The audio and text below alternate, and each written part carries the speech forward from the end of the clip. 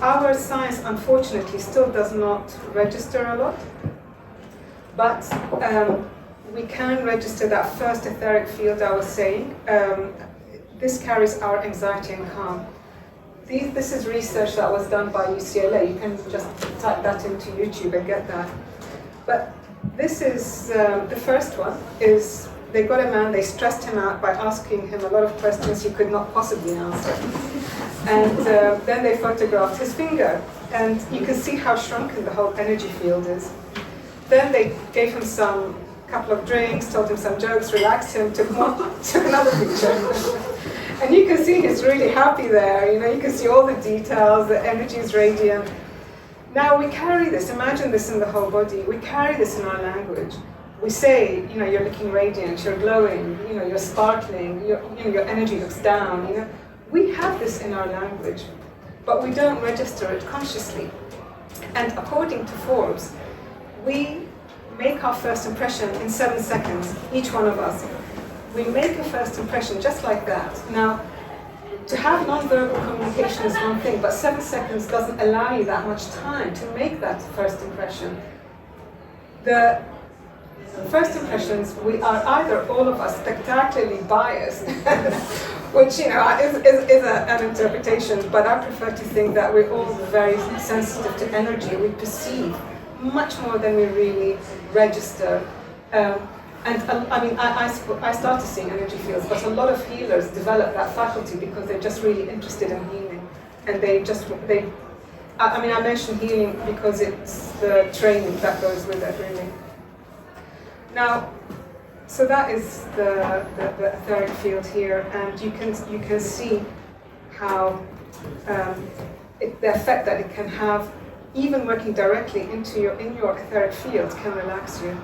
Which is why I do all the meditations that people tell you to do. Is very good for you.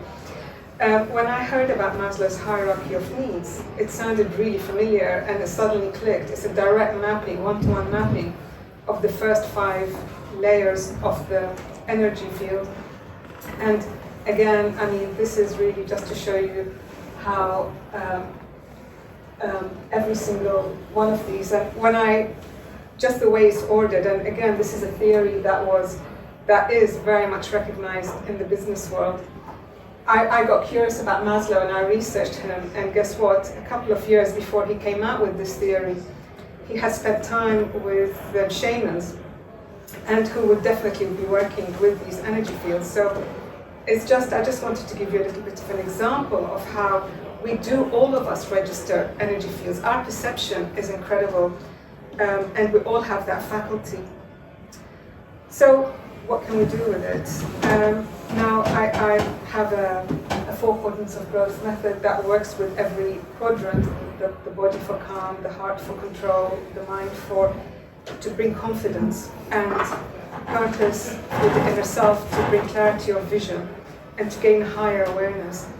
And that is actually a 6 weeks course, but I've developed, out of that, I extrapolated 7 steps, which we can do very quickly if you guys are interested, or if you prefer, we can go straight to Q&A. This you can download, that 7 steps you can download from my website, so it's up to you. Would you like to go through? Sure. Yeah. Right. I'm just aware that I don't want to take up too much. No. We're here for that. Okay, so it's basically step 1 is we talked a little bit about taking responsibility for yourself. In the Tao Te Ching, it says to master others is strength, but to master yourself is true power. This is where empowerment really starts, is in knowing that you can master yourself. Now, most of us get to a certain age where we kind of think, my parents must have hated me, or we feel, there's been genuine abuse, and we tend to learn, these habits are learned, so it takes a lot of energy to say, well, it happened to me, I'm not doing it to anyone else, to be protective. So this is the first place that you really look at that, and to say, other people have a right to be abusive, to be jerks, to be assholes, that's their prerogative. For me, spirituality is about connecting more deeply to ourselves. And unless we really behave in a way that is aligned to what we, that in a way that we know we like ourselves, we respect ourselves, we're not going to make that connection, we're probably going to block it. So in order to really forge deeper, you need to be really comfortable in your choices. So we have perfect freedom of choice. You know, maybe not of which house I want to live in, you know, I'd much rather live in a mansion, that, you know, but, or which job to be in, but we have perfect choice of our own self-control. We are sovereign in that. We are sovereign. No one can force you into a choice. You know, even if it's a choice of, you know, in English they call it Hobson's choice. You know,